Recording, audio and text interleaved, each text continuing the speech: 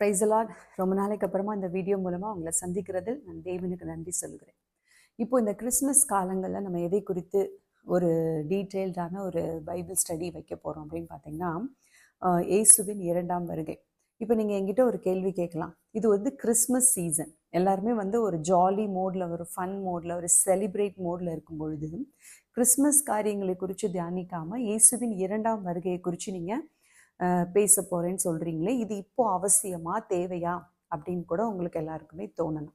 கண்டிப்பாக சொல்கிறேன், இது நிச்சயமாக இப்போ நமக்கு மிக மிக முக்கியமாக வாய்ந்த ஒரு டாபிக். அதனால தான் நான் இந்த டாப்பிக்கில் நான் வந்து ஒரு சீக்வன்ஸ் ஆஃப் வீடியோஸ் வந்து நான் போடலாம் அப்படின்ற ஒரு எண்ணத்தோடு நான் ஜெபித்து உங்களுடைய சமூகத்தில் வந்திருக்கிறேன். நிச்சயமாக ஆவியானவர் நமக்கு நிறைய விஷயங்களை கற்றுக் கொடுக்க போகிறார். ஓகே, செலிப்ரேஷன் மோடில் இருக்கக்கூடிய எங்களுக்கு கிறிஸ்மஸ் சம்மந்தப்பட்ட விஷயங்கள் ஏதாவது ஷேர் பண்ணுங்க அப்படின்னு சொன்னால், நான் அது சம்மந்தமாக நிறைய வீடியோஸ் நான் போட்டிருக்கேன், அது நீங்கள் பாருங்கள்.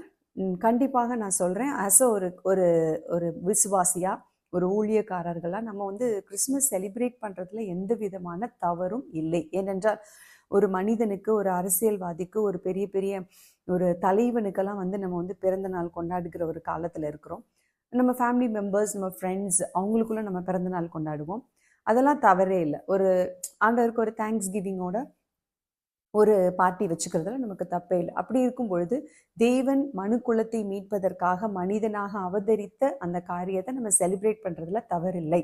நான் ஆல்ரெடி என்னோட வீடியோவில் சொன்ன மாதிரி, செலிப்ரேஷன் அப்படிங்கிறது வந்து தேவனுடைய வரைமுறைக்கு, வேதாகமத்தில் கூறப்பட்டிருக்கிற வரைமுறையை தாண்டி அதனுடைய நோக்கம் எப்படி இருக்குது, அந்த செலிப்ரேஷன் தேவனுக்கு பிரியமானதாக இருக்கிறதா, நம்ம என்ன செய்கிறோம் அந்த நாளில், இதுதான் முக்கியமே தவிர செலிப்ரேஷன் முக்கியம் கிடையாது. செலிப்ரேட் பண்ணாட்டியும் தேவனுக்கு கோபம் வராது.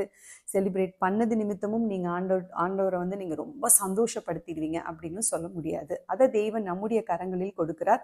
செலிப்ரேட் பண்ணுறது, சந்தோஷமாக இருக்கிறது ஒரு தவறான காரியம் இல்லை. ஓகே, அதனால் நீங்கள் கிறிஸ்மஸ் நல்லா செலிப்ரேட் பண்ணுங்கள், நிறைய பேருக்கு நன்மை செய்யுங்க, உதவி செய்யுங்க. கிறிஸ்மஸ் காலத்தில் மட்டும்தான் நன்மை செய்யணுமா? இல்லை, நீங்கள் தொடர்ந்து எப்போவுமே நன்மை செய்து கொண்டே இருங்கள். கிறிஸ்மஸ் காலத்தில் தேவனுடைய அன்பை அதிகமாக மற்றவர்களுக்கு சொல்லுங்கள், பகிர்ந்து கொள்ளுங்கள். தேவன் எதற்காக இந்த உலகத்தில் வந்தார், ஒரு ஒரு கடவுள் மனிதனாக அவதரித்ததற்கான முக்கியமான நோக்கம் என்ன, காரணம் என்ன அப்படின்ற எல்லா விஷயத்தையுமே நீங்கள் பகிர்ந்து கொள்ளலாம். அதற்கு இது ஒரு நல்ல வாய்ப்பாகவும், எல்லாரையுமே வந்து மத பாகுபாடின்றி எல்லாருக்குமே வந்து தெய்வ அன்பை சொல்லுவதற்கான ஒரு வாய்ப்பாக இருக்கும். ஆகவே நீங்கள் செலிப்ரேட் பண்ணுறதோடு சேர்த்து தேவனை மகிமைப்படுத்தக்கூடிய காரியங்களையும் செய்வது மிகவும் நல்லது. ஓகே, இப்போ நம்ம டாபிக் உள்ள போயிடலாம். இயேசுவின் இரண்டாம் வருகை. முதலாம் வருகை, கடவுள் மனிதனாக அவதரித்தார் மனுக்குலத்தின் பாவத்தை மீட்பதற்காக. ஓகே, மனுக்குலத்தை பாவத்திலிருந்து மீட்பதற்காக, அவர்களுக்கு நித்திய மகிழ்ச்சியையும் சந்தோஷத்தையும் கொடுப்பதற்காக, நரகத்திலிருந்து விடுவிப்பதற்காக, நித்திய ஆக்கினையிலிருந்து விடுவிப்பதற்காக, பாவத்திலிருந்து ரட்சிப்புக்குள்ள கொண்டு வருவதற்காக. ஓகே, அப்போ இரண்டாம் வருகை எதை குறித்து இருக்க போகிறது, அவருடைய இரண்டாம் வருகை எப்படி இருக்க போகிறது? இரண்டாம் வருகை அப்படின்னு சொன்னாலே நிறைய பேருக்கு நிறைய பயம் இருக்கும். அதுக்கப்புறம் பார்த்தீங்கன்னா நிறைய வந்து டவுட்ஸ் இருக்கும். ஈவன் ஃபார் த பிலீவர்ஸ், அதாவது விசுவாசிகளுக்கும் தேவனை அறிந்தவர்களுக்கும் கிறிஸ்தவர்களுக்குமே அதை குறித்த இன்னும் ஒரு தெளிந்த ஒரு பதில் இல்லை அப்படிதான் நான் சொல்ல முடியும். ஏன் அப்படின்னா, நான் பேசின வரைக்கும் என்னோட ஃப்ரெண்ட்ஸ், ஃபேமிலி மெம்பர்ஸ் அவங்கெல்லாம் இருப்பாங்க இல்லையா, அவங்க நல்ல பிலீவர்ஸ் தான் அவங்க. அப்புறம் பார்த்தீங்கன்னா தேவனை அறியாத என்னோட ஃப்ரெண்ட்ஸ் அண்ட் ஃபேமிலி மெம்பர்ஸ் இருப்பாங்களே, அவங்களுமே என்கிட்ட பேசுகிற பொழுது இதை குறித்து நிறைய டவுட்ஸ் என்கிட்ட கேட்பாங்க, தெரிந்து கொள்ள வேண்டும் என்று நினைப்பார்கள். சில பேருக்கு இதில் நம்பிக்கையே இல்லை என்று சொல்லுகிற அளவுக்கு, ஆச்சரியப்படத்தக்க அளவுக்குலாம் அவங்க என்கிட்ட பேசியிருக்கிறத நான் பார்க்குறேன். பட் எனக்கு ஒரு வாஞ்சை தேவன் தந்தார். என்னுடைய அந்த பிஹெச்டி முடிக்கும் பொழுது எனக்கு ஒரு வாஞ்சை வந்தது. என்ன அப்படின்னா, அந்த ரெவலேஷன், வெளிப்படுத்தின விசேஷத்தை எப்படியாவது நன்கு கற்றுக்கொண்டு அது தேவனுக்குள்ளாக, பரிசுத்த ஆவிக்குள்ளாக நான் அதை வந்து ஒரு ஸ்டடியாக நான் எடுக்கணும் அப்படிங்கிறதுக்காக தான் இந்த 2-3 இயர்ஸ் நான் வந்து என்னால் முடிந்த அளவுக்கு ரிசர்ச் பண்ணி ப்ரிப்பேர் பண்ணி உங்கள் சமூகத்தில் வந்திருக்கிறேன். ஆவியானவர் அதற்கு உதவி செய்வார். ஓகே, கடைசி கால உபதேசத்தில் நிறைய குழப்பங்கள் உண்டு, அதில் நிறைய கள்ள போதகங்கள் கலந்திருக்கும். சத்தியத்திற்கு புறம்பான காரியங்கள், சத்தியத்திற்கு ஒவ்வாத காரியங்கள் எதையுமே நம்ம நம்பணுங்கிற அவசியம் இல்லை. இன்க்ளூடிங் நானே சொன்னாலும் அதை நீங்கள் நம்ப வேண்டிய அவசியமும் கட்டாயமும் இல்லை. சத்தியத்தை சார்ந்து வேதம் என்ன சொல்லுகிறதோ அதை சார்ந்து அதிலிருந்து நாம் சொல்லிக் கொடுத்தால் ஒழிய வேற எதையுமே நீங்க நம்புவதற்கு மிகவும் ஜாக்கிரதையாக இருங்கள். ஏனென்றால் கடைசி காலத்துல தான் நிறைய கள்ள போதகங்களும் கள்ள தீர்க்கதரிசிகளும் வேத புரட்டும் நடக்கும். சரிங்களா? அப்படிப்பட்ட சம்பவங்கள் நம்ம நிறைய கேள்விப்படுகிறோம். ஆகவே பரிசுத்த ஆவியானவருடைய ஒத்தாசையோடு இணைந்து நாம் கற்றுக்கொள்வோம். அநேக காரியங்களை குறித்து தேவன் நமக்கு கற்றுக் கொடுப்பார். நம்ம டாபிக் உள்ள போவோம். இயேசுவின் 2ஆம் வருகை எப்படி இருக்க போகுது? நிறைய பேர் சொல்றாங்க அது ஒரு ரகசிய வருகையா இருக்க போகுது, அது ஒரு பகிரங்க வருகையா இருக்க போகுது அப்படின்னு சொல்லி. இதை எதை நம்ம நம்புறது? ரகசிய வருகை இருக்குமா? அதாவது ரகசியமா தேவன் யாருக்குமே சொல்லாமல் ஒரு நாள் வந்து விடுவாரா? இல்ல எல்லாருக்கும் தெரிகிற மாதிரி எக்காலத்தோடு தெய்வ தூதர்கள் சத்தத்தோடு வானத்துல அவ்வளோ ஒரு வெளிச்சத்தோடு சத்தத்தோடு ஆரவாரத்தோடு அவர் வரப்போகிறாரா? இல்லை என்றால் இது எப்படி இருக்க போகிறது? அதுல யாரெல்லாம் போறாங்க? இப்ப இறந்தவர்கள்லாம் எங்க இருக்கிறாங்க? கிறிஸ்துவுக்குள் மரித்தவங்க எங்க இருக்காங்க? கிறிஸ்துவை அறியாமல் மரித்தவர்கள் எங்க இருக்கிறாங்க? பரலோகம் என்றால் என்ன, நரகம் என்றால் என்ன, நிறைய காரியங்களை குறித்து நாம் தியானிக்க போகிறோம். இதுல நிறைய வேத பண்டிதர்கள் ஆராய்ச்சியாளர்கள் நிறைய சொல்லியிருக்கிறாங்க இதை குறித்து. இதுல இருந்து நான் வித்தியாசமாகவோ இல்லை என்றால் புதிதாகவோ நான் எதையுமே சொல்ல போகவும் இல்லை, கற்றுக் கொடுக்க போவதும் இல்லை. எல்லாமே நமக்கு தெரிந்த விஷயங்கள் தான். தெரியாதவர்களுக்கு இது பிரயோஜனமா இருக்க வேண்டும் என்றுதான் இந்த வீடியோவை நான் போடுறேன். சரிங்களா? ஸோ நாம் இந்த வருகைக்குள்ளாக போவதற்கு முன்பாக ஒரு முக்கியமான விஷயத்தை நாம் தெரிந்து கொள்ள வேண்டும். What is death? மரணம் என்றால் என்ன? ஒரு மனிதனுக்கு மரணம் சம்பவிக்குது அப்படின்னா அது என்ன? இப்போ மெடிக்கலி என்ன அப்படின்னு பார்த்தீங்கன்னா, நம்ம சரீரத்தில் உயிர் நம்ம உடலை விட்டு பிரிவது தான் என்னது? டெத் அப்படின்னு சொல்கிறோம். சரிங்களா? கடைசியாக நம்மளுடைய பிரெயின் டெத் ஆகும். அப்போ நம்ம a person is dead அப்படின்னு சொல்லி டிக்ளேர் பண்ணுவாங்க டாக்டர்ஸ். ஸோ அப்போது கொஞ்சம் கொஞ்சமாக அந்த ரத்த ஓட்டம் நின்று பாடியில் மற்ற ஃபங்க்ஷன்ஸ்லாம், பாடி ஆர்கன்ஸோட ஃபங்க்ஷன்ஸ்லாம் ஸ்டாப் ஆகி கடைசியாக பிரெயினும் டெத் ஆகி பிரெயினும் எப்போ ஃபங்க்ஷன் ஸ்டாப் பண்ணுதோ அப்போ ஒரு டாக்டர் ஒரு பர்சனை டெட் அப்படின்னு சொல்லுவாங்க. அதுக்கப்புறமா அந்த பர்டிகுலர் பர்சனை நம்ம பர்சன்னு சொல்ல மாட்டோம், அது டெட் பாடின்னு சொல்லுவோம். அதை மெடிக்கலி கேடவர் அப்படின்னு கூட சொல்லலாம். சரிங்களா? ஸோ அதெல்லாம் விட்டுடலாம். பட் இப்போ டெத் அப்படின்னா என்ன அப்படின்னா, நம்மளோட உடலை விட்டு உயிர் பிரிவது. ஓகே, நம்ம பிப்ளிக்கலாக சொன்னோம் அப்படின்னா சரீரத்தை விட்டு ஆவி பிரிவது. ஓகே, ஆவி மட்டுமா? இப்போ ஆத்துமாக்கு என்ன ஆகும் அப்படின்னா, ஆவியோடு இணைந்தது தான் ஆத்துமா. ஆத்துமாங்கிறது சிந்தை, சித்தம். அப்போ அது ஆவியோடு இணைந்த பகுதி அப்படிங்கிறதுனால ஆவியும் ஆத்துமாவும் ஒரு சரீரத்தை விட்டு பிரிவது தான் டெத் அப்படின்னு சொல்றோம். சரீரம் அப்படிங்கிறது பொதுவாகவே அது அழிந்து போகக்கூடியது. ஒரு மனிதன் மரித்ததுக்கு அப்புறமா அவரை அடக்கம் செய்வாங்க, இல்லை என்றால் அவரை எரித்து விடுவார்கள். அவரவருடைய நம்பிக்கைக்குரிய படி என்ன பண்ணுவாங்கன்னா அது எரித்து விடுவாங்க, இல்லைன்னா புதைத்து விடுவார்கள். ஓகே, சரீரம் மண்ணுக்கு போயிடும். சரிங்களா? அது அழியக்கூடிய ஒன்று. ஆனால் ஆவியும் ஆத்துமாவும் அழியுமா அப்படின்னா இல்லை. பண்டைய புராணங்கள்ல வேதங்கள்ல இருந்து சில நூல்களில் இருந்துலாம் நம்ம படிச்சிருக்கோம். மனுஷன் எதை கண்டுபிடிச்சிட்டான் அப்படின்னா, ஆவி அழியாது, அது எங்கேயோ போய் தங்குது, எங்கேயோ போய் ஒரு இடத்த சேருது அப்படி. அது பொதுவாகவே நாம் அறிந்து வைத்திருக்கக்கூடிய உண்மை என்ன அப்படின்னா, நல்லது பண்ணவங்கலாம் சொர்க்கத்துக்கு போவாங்க, தப்பு பண்ணவங்க நரகத்துக்கு போவாங்க. இதுதான் ஆல்மோஸ்ட் மனிதனுக்கு அந்த அந்த புரிதல் வந்துருச்சு. பிப்ளிக்கலாக நம்ம என்ன சொல்ல போகிறோம் அப்படின்னு கேட்டிங்கன்னா, மரித்தவர்கள், கிறிஸ்துவுக்குள்ளாக மரித்தவர்கள், கிறிஸ்து இல்லாமல் இயேசு இல்லாமல் மரித்தவர்கள் அப்படின்னு 2 கேட்டகரியாக நம்ம பிரிக்கிறோம்.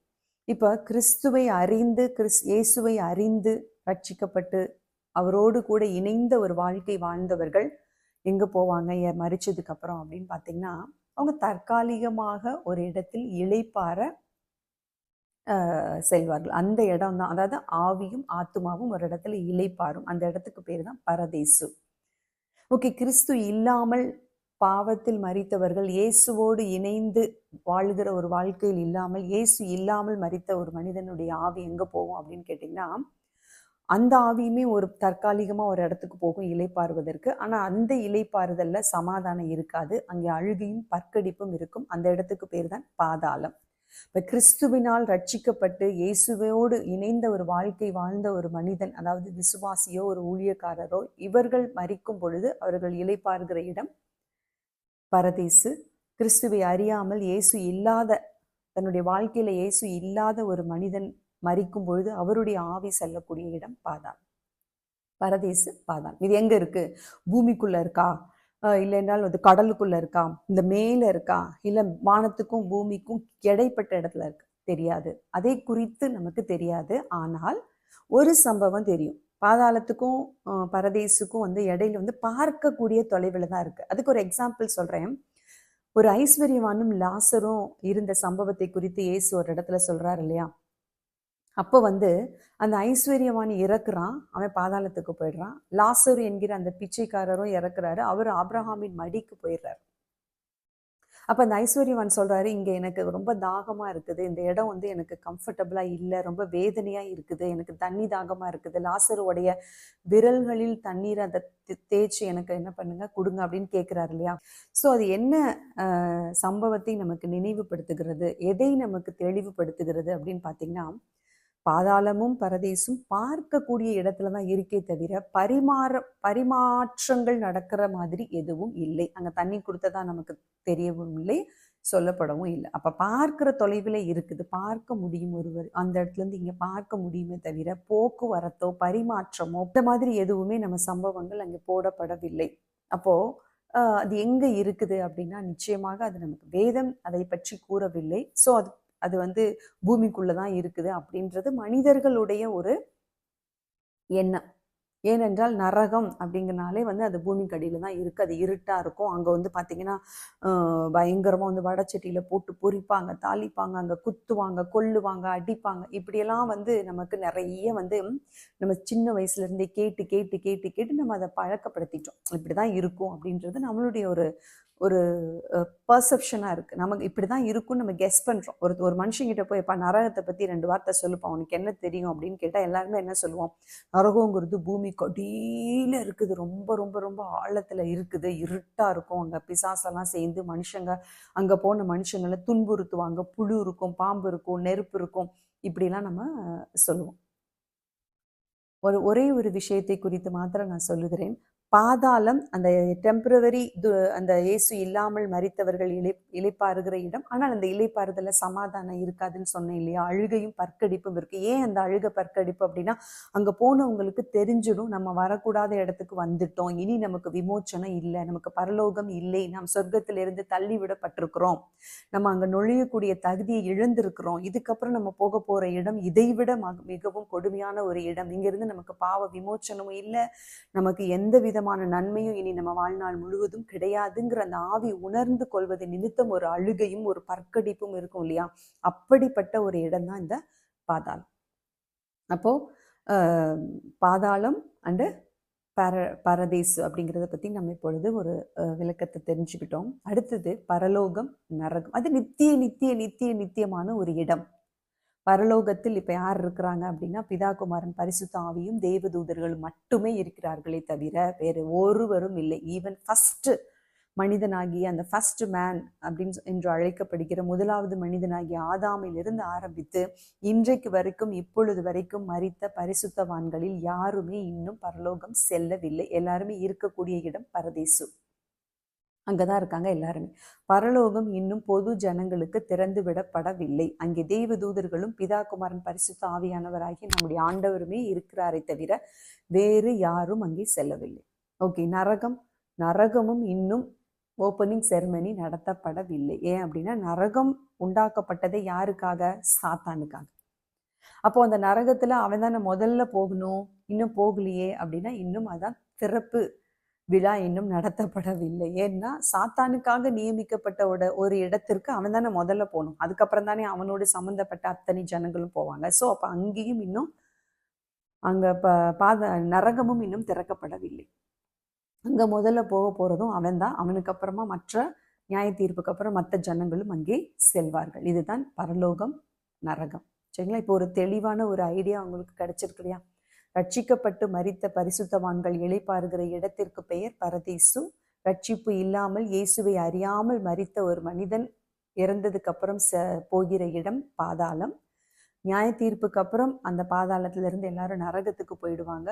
அங்கே பிசாசானவன் தான் முதல்ல போவான், அதுக்கப்புறம் எல்லாரும் போவாங்க. இயேசுவின் வருகைக்கு அப்புறமா இந்த பரதேசு எம்டி ஆயிட்டு அங்கேருந்து எல்லாருமே பரலோகத்துக்கு ஷிஃப்ட் ஆவாங்க. இதை பற்றின டீட்டெயில்ஸாக நம்ம விலாவரியாக நம்ம தெரிந்து கொள்ள போகிறோம். சரிங்களா?